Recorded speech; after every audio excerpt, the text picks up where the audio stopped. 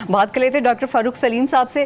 فاروق سلیم صاحب، ابھی رضی صاحب یہ کہہ رہے ہیں کہ چیئرمین پیپلز پارٹی یہ کہنا چاہ رہے تھے کہ ہمارے ایجنڈے کو تو فالو کیا جا رہا ہے لیکن ہم حکومت میں شامل نہیں ہیں۔ ایکشن کا مقصد کیا تھا، آپ کیا سمجھتے ہیں؟ ریچ آپ نے جو اپنی ابتدائیے میں جو کچھ کہہ ڈالا، میں تو پریشان ہو گیا کہ سیاست بند کرتی ہوئی چلی گئی ہے اور ملک کی طرف کوئی سمت نظر نہیں آ رہی۔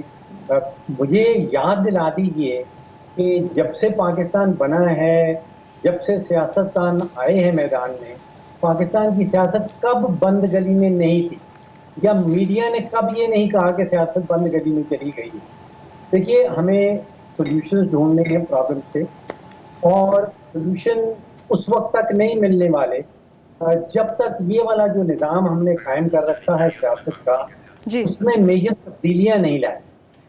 آپ ذرا 2 یا 3 چیزیں سوچئے کہ جس ملک کے اندر جائز پیسہ کمانا بہت ہی مشکل ہو جائے، اور 266 اگر سیٹیں ہیں ایم این ایس کے لیے، اور وہاں پہ 5121 لوگ اپنے کاغذات نامزدگی جمع کروا دیں، تو وہ کیا آپ کو اشارہ کیا ہے؟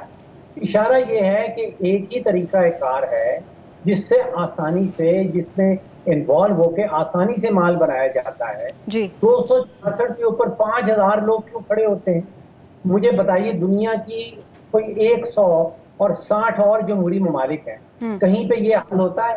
وہاں پہ سیاست اپنائی جاتی ہے عوام کی خدمت کے لیے۔ جب آپ کے پاس پیسے بنانے کی سیاست شروع کرتے ہیں تو پھر 2066 کی جگہ 5000 لوگ کھڑے ہوں گے۔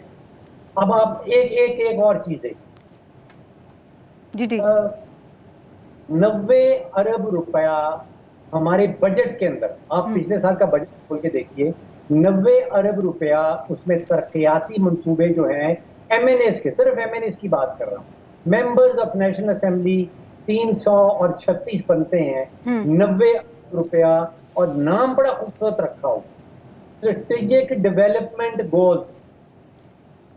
رضوان صاحب ذرا غور کیجئے، جی جی یاد ہے کہ جو یونائٹڈ نیشنز نے جی اسٹریٹجک ڈیولپمنٹ گولز دیے تھے اپنے ممبران کو، جس میں گول تھا کہ آپ نے پڑھائی کہاں تک بڑھانی ہے، آپ نے غربت کیسے ختم کرنی ہے، اس نام کو استعمال کر کے 30 کروڑ روپیہ سالانہ ہر ایم این ایس کی مد میں ترقیاتی منصوبوں کے لیے بانٹا جاتا ہے۔